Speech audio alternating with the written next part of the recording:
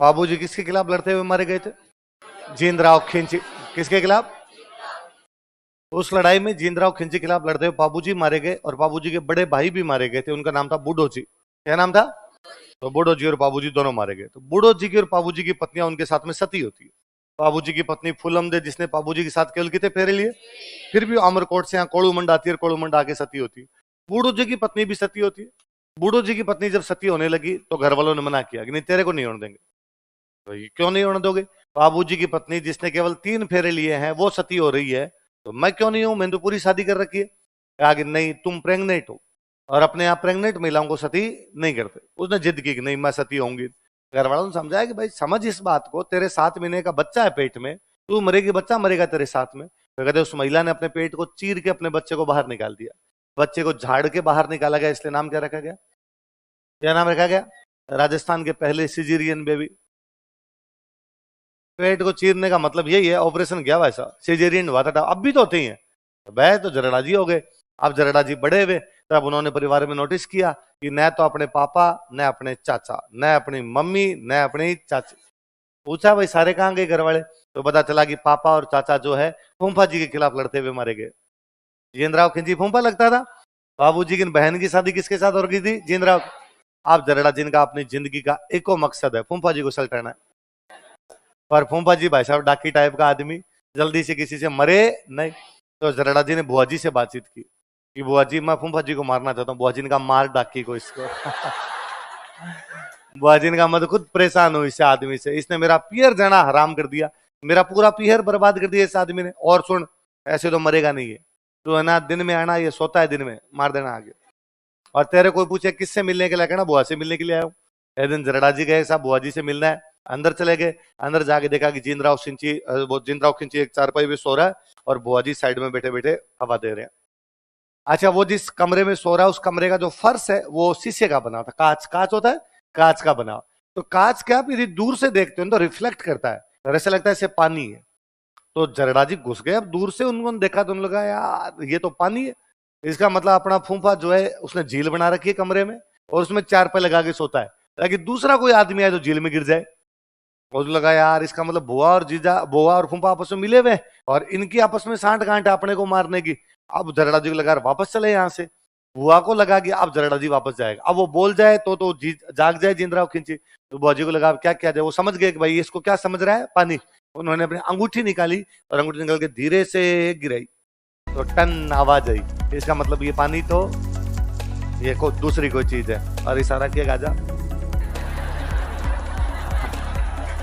जरड़ा जी गए, जरड़ा जी जाके फूफा जी को झरड़ो काका बापू ज्यादा करड़ो, झरड़ो काका बापू ज्यादा करड़ो। करड़ो मतलब कठोर। वो काके और बाप से भी तकड़ा निकला जिसने जीनराव खिंची को मारकर अपने पिता व चाचा की हत्या का। देखो एक दिन यहाँ रहे, बाद में हिमालय चले गए थे और हिमालय में जाके तपस्या करनी शुरू कर दी थी। तो हिमाचल प्रदेश में इनकी पूजा की जाती है और वहां पर लोग इनको बोलते हैं बालकनाथ। क्या बोलते हैं? लिख लो। हिमाचल प्रदेश में इन्हें बालकनाथ के रूप में पूजा जाता है। इज वर्शिप्ड एज बालकनाथ इन हिमाचल प्रदेश। हिमाचल प्रदेश में इन्हें बालकनाथ के रूप में पूजा जाता है। इज वर्शिप्ड एज बालकनाथ इन हिमाचल प्रदेश। हिमाचल प्रदेश में इन्हें बालकनाथ के रूप में पूजा जाता है।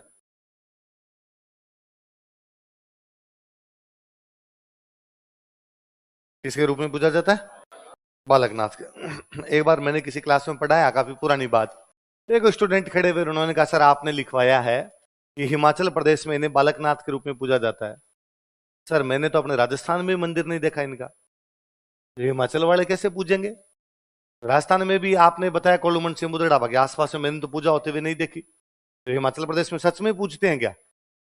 क्या पता यार, हो सकता है कहीं पे पूछते हो। और तब मेरा भी ध्यान गया कि हाँ यार, अपने इतने ज्यादा जरड़ा जी के मंदिर तो इधर उधर नहीं है कहीं पे। मैंने कहा यार हो सकता है कोई थोड़ी बहुत जगह पे पूजा होती हो। तो अपने बड़ों ने लिख दिया कि भाई हिमाचल प्रदेश में भी नहीं पूजा जाता। और किस रूप में पूजा जाता है? तो उस क्लास में एक स्टूडेंट और थे, वो खड़े और उन्होंने कहा सर यदि आप लोग बुरा नहीं माने तो मैं एक बात कहूँ। हाँ बोलो, नहीं मानेंगे बुरा? जैसे मैं हिमाचल प्रदेश का ही हूँ।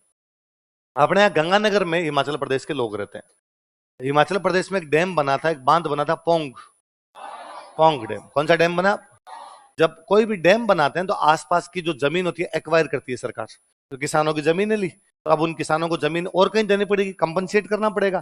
तो हिमाचल प्रदेश के उन किसानों को जिनकी जमीनें पोंग डैम बनाते समय एक्वायर कर ली गई थी, गंगानगर में जमीनें दी गई। कहां दी गई? तो गंगानगर में बड़ी संख्या में हिमाचली लोग रहते हैं। मतलब मेरे क्लासमेट रहे हुए उस क्षेत्र में 2-3, तो वहाँ हिमाचली रहते हैं। तो उसने कहा सर मैं वो हिमाचल प्रदेश का हूँ। हाँ यार तुम गंगानगर के हो? यहाँ सर। हाँ मगर तुम पोंग डैम वाले उधर हिमाचल से? जी सर। पर सर अभी तक भी हमारा हिमाचल से लेना देना है, हम गाँव आते जाते हैं, शादी ब्याह वहीं करते हैं हमारे। और सर हिमाचल में हमारे ऐसा कोई गाँव नहीं है जिसमें बालकनाथ जी का मंदिर नहीं है। हमारे हिमाचल के सबसे मुख्य देवता ही कौन है? आपके नहीं होते होंगे सर, पर आपने अभी बात की कि हो सकता है हिमाचल में भी एक आधी जगह पूजा करते हो। एक आधी जगह करते हो तुम, हम तो जगह जगह किसको पूज रहे हैं? तो मेरे दिमाग में अरे यार इसका मतलब बालकनाथ जी का वहां पूजा की जाती है हिमाचल प्रदेश में। उसके कोई साल भर बाद में और रक्षाबंधन की छुट्टियां हुई, कोई अपने 3-4 दिन की रक्षाबंधन, ये 2016-17 के आसपास की बात है। रक्षाबंधन की 2-3 दिन की छुट्टियां हुई। तो मेरे साथ वाले जो रूममेट थे उन्होंने कहा कि यार अब रक्षाबंधन पे कभी गांव वगैरह जाते नहीं थे, यहीं बैठे रहते थे, तो क्या करें? तो यार बाहर घूम के आते हैं कहीं पे। तो कहाँ घूमने चले? तो कहा गर्मियों का टाइम अपने हिमाचल प्रदेश चलते हैं। पूछा किसी से हिमाचल में कहाँ जाए, तो किसी ने कहा मनाली चले जाओ, मनाली अच्छा है, तो हम 3 दिन में तो मनाली घूम के ढंग से आ जाओगे। तो हमने देखा भाई मनाली के लिए ट्रेन कोई तो जयपुर से नहीं थी, तो फ्लाइट मिल जाए वो नहीं थी। फिर पता चला यहाँ से चंडीगढ़ जाओ, चंडीगढ़ से फ्लाइट में चले जाओ, आगे आपको ट्रेन बस मिल जाएगी, तो वहां से मनाली चले जाना। बसें मिलती है कि वहां से मनाली की, ठीक है। अगले दिन हम फ्लाइट में बैठे, चंडीगढ़ पहुंचे। चंडीगढ़ से बस स्टैंड चंडीगढ़ गए तो 12-1 बजे के आसपास का टाइम था। तो हमें पता चला कि मनाली की बस शाम को 5 बजे है और शिमला की बस 12:30 है। तो हमें लगा हिमाचल में ही शिमला, हिमाचल में ही मनाली। पर लोगों ने कहा था कि नहीं जाना तो मनाली है, घूमने की जगह मनाली है। तो हमें लगा 5 घंटे क्या करेंगे यहाँ बैठे बैठे, और 5 घंटे चंडीगढ़ अपना देखा हुआ है, तो चंडीगढ़ भी देखने का कोई मतलब नहीं। तो अपने एक काम करते हैं, 12:30 अभी शिमला वाली बस जाएगी। कितने किलोमीटर शिमला? लोगों का 160, 2 घंटे। तो 2 घंटे में पहुंच गए अपने शिमला 2:30, और 2:30 बजे से भी यदि शिमला घूमना शुरू करेंगे तो 9 बजे तक शिमला घूमेंगे। 6-7 घंटे शिमला देख लेंगे जो जो देखना है। 9 बजे वहां से शिमला से मनाली वाली पकड़ लेंगे और रात को मनाली चले जाएंगे, अगले 2 दिन मनाली घूम लेंगे, तो अपने एकदम ठीक हो जाएगा। तो हाँ ये वाला एकदम ठीक है। अब हमें रेगिस्तान के लोगों को क्या पता कि पहाड़ों में 160 किलोमीटर में टाइम ज्यादा लगता है। अपनी तो रेगिस्तान में बसें देखी हुई भाई, नाक की डंडी की सीध में चलती है, दूर दूर तक ना बंदा ना बंदे दी, अपने ही चल रहे हैं। तो वैसे 80 की स्पीड में 100 में जितना चलाओ उतना चलाओ। हमने तो कम माना था कि बस 80 चलती होगी, पर्सनल गाड़ी हो तो हमें लगे 160 में तो 1 घंटे में पहुंच जाएंगे अपने। तो अब वो भाई वहां से रवाना हुई, उसने टाइम लिया 7 घंटे। हमें यह भी नहीं पता था कि पहाड़ टूट जाते हैं तो जाम लग जाता है।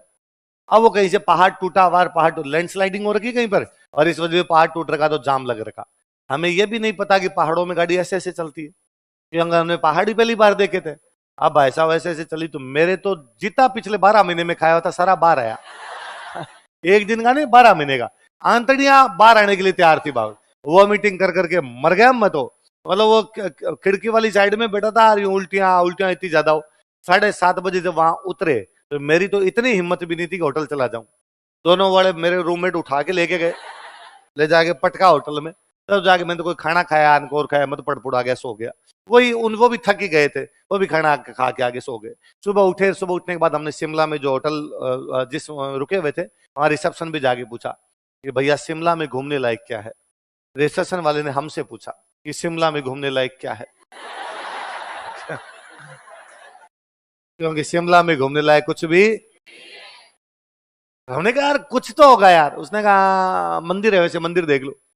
तो हमने कहा तू एक काम करे, कैब करवा दे हमें और हम अपने आप घूम लेंगे। हम कैब वाले भैया है, हमने कैब वाले भैया को भैया शिमला की अच्छी अच्छी जगह लेके चलो। उसने कहा ठीक है। तो ले गया कि ये गणेश जी का मंदिर है, और दूसरा कि ये फलानी माता जी का मंदिर है, ये फलाने देवता का मंदिर है। हमने कहा यार मंदिर हमारे राजस्थान में कौन से कम है, और मंदिर ही देखने होते तो हम राजस्थान ही देख लेते। बाटा बाटा भूमि है भाई साहब हमारे। तो यार ढंग की जगह लेके चल। फिर मैंने उसको कहा कि देख शिमला अंग्रेजों की समर कैपिटल थी। अंग्रेज सर्दियों में रहते थे कलकत्ता, गर्मियों में आते थे शिमला। इसका मतलब अंग्रेजों ने कुछ ना कुछ तो बनाया होगा, जो अंग्रेजों ने बनाया दिखा दे हमें। तो उसने कहा हाँ वॉइसरॉय हाउस बना हुआ, तो दिखा वॉइसरॉय हाउस। अब वॉइसरॉय हाउस के वो देख के हमें अच्छा लगा, क्योंकि आप हिस्ट्री के स्टूडेंट हो तो थोड़ा और ठीक लगता है कि वहां 4 कहानियां पता चलती है आपको कि क्रिप्स मिशन की मीटिंग हुई, कैबिनेट मिशन की मीटिंग हुई, नेहरू जी मीटिंग में भाग ले रहे थे, बाहर नेहरू जी को देखने के लिए लोग इकट्ठे हो गए, नेहरू जी खिड़की से कूद के बाहर गए थे, 4 फोटो मिलते हैं, 4 कहानियां मिलती है और यूं अच्छा बना हुआ था। तो हमें गया ये जोरदार जगह, बाहर निकलते हमने कहा ऐसी कोई और जगह तो दिखा दे। उसने कहा एक जगह और है पर शिमला से 20 किलोमीटर बाहर जाना पड़ेगा। मोले चल कोई नहीं, 20 किलोमीटर बाहर चलेंगे। जगह क्या है बता। उसने कहा मंदिर है। मैं कहा रुक जा यार, मंदिर सुबह से देख रहे। उसने कहा अरे बहुत असाधारण मंदिर है, हनुमान जी का मंदिर है। हनुमान जी हमारे सालासर मेहंदीपुर से तो बड़े होने से रहे यार, और हमारे सालासर मेहंदीपुर देखे हुए। तो उसने कहा सुनो यार, एक तो तुम्हारे में ज्ञान कम है, झाड़ते ज्यादा हो तुम लोग। सुनो मेरी बात, तुमने ये सुना होगा, तुमने ये कहानी पढ़ी होगी कि हनुमान जी लक्ष्मण को जब तीर लग जाता संजीवनी बूटी लेने के लिए गए। तो मैं क्यों नहीं सुना हुआ पूरा पूरा श्लोक सुना दे तू, गए तो हम तेरे को। उसने कहा हनुमान जी को जब ये कहा गया कि संजीवनी बूटी लेकर आओ, तो कहां थी संजीवनी बूटी। हमने कहा पहाड़ों में। पहाड़ों में नहीं, या हिमाचल में, हमारे शिमला में थी वो, और वह यहां से आए थे लेने के लिए। तो हनुमान जी जब जा रहे थे इन हिमालय के पहाड़ों में आए संजीवनी बूटी लेने के लिए, तो उनको ये नहीं पता था कि संजीवनी बूटी एग्जैक्टली कहां पर है। तो जाते समय एक पहाड़ पे रुके, एक पहाड़ पे एक ऋषि बैठा था, उससे पूछा कि संजीवनी कहाँ मिलेगी। उस ऋषि ने उनको बताया कि साहब फलाने पहाड़ पे मिलेगी। फिर उस पहाड़ पे गए, उस पहाड़ पे उनको पता नहीं चला संजीवनी कौन सी, बूंदियां कई सारी थी, तो पहाड़ को पूरे को उठा के ले गए। और उस पहाड़ पे जाने से पहले हमारे वाले पहाड़ पे उतरे, उस ऋषि से पूछा, तो उतरे तो उनके पैरों के निशान बन गए। तो हनुमान जी के पैरों के निशान है हमारे पास, और वहां पर मंदिर बना हुआ है। देखना चाहोगे कि नहीं देखना चाहोगे। फिर हमें लगा यार हनुमान जी के खुद के निशान है, तो देखना है अभी। तो हम भाई वो मंदिर देखने के लिए गए। शिमला के पास एक गांव पड़ता है जाखू। कौन सा गांव है? जाखू। तो जाखू गांव में वो देखने के लिए हम गए। तो वहां पर जब हम, और उसने हमें जैसे कैब वाला लेके गए भैया, और उन्होंने कहा भाई ये लो तुम्हारे जो घड़ियां बंदी हुई है, तुम्हारे गॉगल्स जो लगाए हुए, चश्मे लगा लगा के तुम फोटो खिंचा रहे हो, ये यहीं पे रखो। पर्स यदि जेब में तो पर्स यहीं पे रखो, प्रसाद लेके नहीं जाना है। ऊपर इतने बंदर है कि झपट्टा मार के सब कुछ छीन लेते हैं। लेने जेब में कुछ होना चाहिए, और बस घाबे हैं, ये भी ध्यान रखना शर्ट के बटन ऊपर तक बंद हो ना, नागे वापस आओगे नागे। और बंदर वाकई बहुत ज्यादा बंदर है। हम जब उस मंदिर पे, वो पहाड़ के ऊपर है, उसके ऊपर चढ़ रहे तो जनता भयंकर चढ़ रहे, हमें लगा रहे जगह तो गजब है, तभी तो टूरिस्ट आए यहाँ पर। 3-4 सीढ़ियां चढ़ा तो हमारे नीचे की तरफ ध्यान गया। भाई पहाड़ का एक हिस्सा ऊपर एक हिस्सा नीचे, तलहटी, तो तलहटी की तरफ ध्यान गया। तो उधर एक बड़ा सा मंदिर और बना, उस पर लिखा बाबा बालकनाथ का मंदिर। क्या लिखा हुआ? बाबा बालकनाथ। कहते मेरा अंदर का राजस्थान जी के पूरा बार आया। मैंने मेरे दोनों रूममेट को कहा बालकनाथ जी पहले ये देखते। उनका कौन बालकनाथ? अरे मैं जरडो, जरडा जी, जरडो काका बापू ही ज्यादा करडो। उनका अच्छा वो बाबू जी वाले भतीजे जिन्होंने जिंदराव खिंची को मारता, वहां चलो वहां चलते हैं। अंदर गए, वो मंदिर खाली पड़ा। कारण कि लोकल जो मंदिर होंगे ना, वो उसी दिन लोग ज्यादा आएंगे जिस दिन उनका मेला होगा, दिन होगा। जाखू वाला टेम्पल तो टूरिस्ट टेम्पल है, वहां पे तो हर कोई आ जाता है, कभी भी आ जाता है। वहां तो लोकल आदमी आते हैं सारे के सारे। तो मंदिर खाली पड़ा, पुजारी जी बैठे, हमने जाकर आराम से हाथ जोड़ा, धोख खाई, परिक्रमा दी, चरणामृत लिए। फिर मैंने उन पुजारी जी से पूछा कि पुजारी जी ये बालकनाथ जी कौन थे। तो पुजारी जी ने कहा कि राजस्थान के एक राजकुमार थे, यहाँ कि वहां कोई झगड़ा किया था इन्होंने, और झगड़ा करने के बाद में यहाँ पर आ गए। तो यहाँ तपस्या की थी हमारे यहाँ पे हिमालय में आके। किससे झगड़ा किया, किससे लड़के आए, किसके बेटे थे, कुछ जानते हो आप? तो उनका नहीं, मैं नहीं जानता। फिर मैंने उनको पाबू जी और जरड़ा जी दोनों की कहानी सुनाई।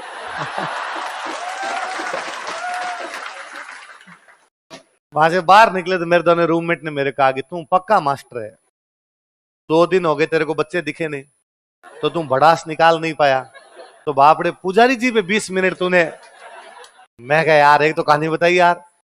आप भी यदि कभी शिमला जाएं तो शिमला के पास में गांव कौन सा है? जाखू। जाखू में तो मंदिर किसका है? बालाजी का। पर बालाजी के हाथ जोड़ने से पहले किसके हाथ जोड़े जाए? बाबा बालकनाथ। किसके हाथ जोड़े जाए? जिन्हें हम राजस्थान में क्या कहते हैं? रूपनाथ, या जिनका नाम एक और क्या था? जरड़ा जी, जो किसके भतीजे थे? बाबू जी, जिन्होंने किसको मारा था और किसका बदला लिया? पिता व चाचा की हत्या का। और जिनके जो मंदिर कहां पे बने हुए? कोल्लू मंडोर, सिंबुदुर्ग, कोल्लू मंडोर। अब मैंने किसी बेच में पहले किसी में कहानी सुनाई, मैंने उसमें कहा गया अरे शिमला में देखने लायक कुछ ही नहीं है।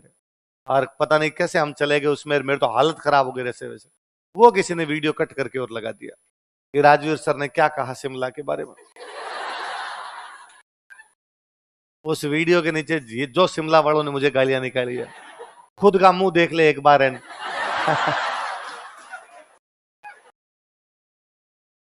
तेरे जैसा भूंडा आदमी भी कहता है शिमला में क्या है, शिमला शिमला है। अगलों को तो अच्छा ही लगे, अपने को अच्छा नहीं लगा वो बात दूसरी है। और इस बार तू कभी इधर आके देख, दाढ़ी नहीं नोच ले तेरी तो, चेहरा तेरा पता नहीं चला, दाढ़ी कहाँ है चेहरा कहाँ है तेरा। क्या भाई साहब, बुंडी बुंडी गालियां हैं।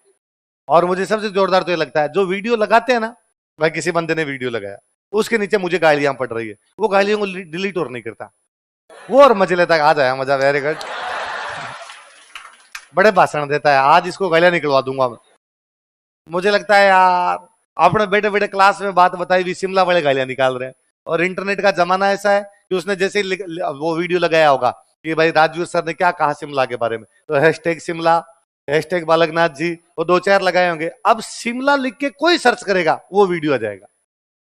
भाई कोई यूट्यूब पे लिखेगा शिमला, तो शिमला का वो एक वीडियो, भाई खूब सारे सजेशन आएंगे, उनमें एक सजेशन वो भी आएगा। और इसमें ज्यादा कमेंट न होते हैं, वो सजेशन जल्दी आता है, वो जल्दी दिखाएगा आपको वीडियो। अब हर तीसरा आदमी उस वीडियो को देखता है, हर तीसरा गाली निकाल के जाता है।